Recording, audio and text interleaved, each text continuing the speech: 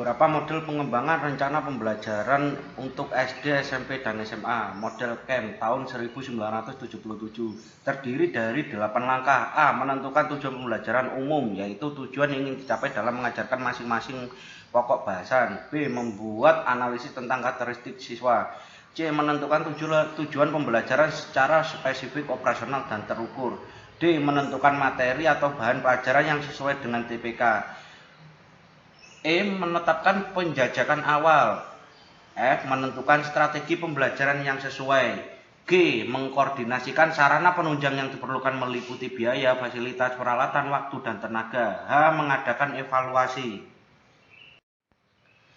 Model PPSI. PPSI adalah singkatan dari prosedur pengembangan sistem instruksional dan digunakan sebagai metode pengembangan pembelajaran dalam kurikulum 1975 untuk SD, SMP, dan SMA, dan kurikulum 1976 untuk sekolah-sekolah kejuruan.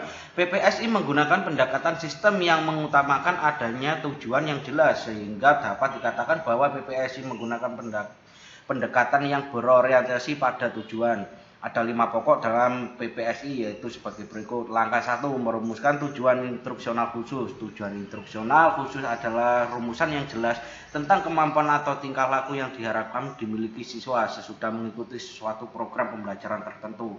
Langkah 2, mengembangkan alat evaluasi. Fungsinya untuk menilai sampai di mana siswa telah menguasai kemampuan-kemampuan yang telah dirumuskan dalam tujuan instruksional khusus.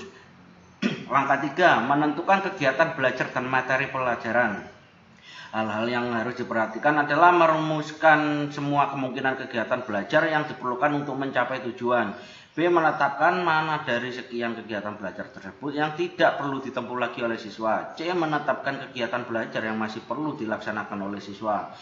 Langkah 4, mengembangkan program kegiatan. Titik tolak dalam merencanakan program kegiatan adalah suatu pelajaran yang diambil dari kurikulum yang telah tentu jumlah jam pelajarannya dan diberikan pada kelas dalam semester tertentu.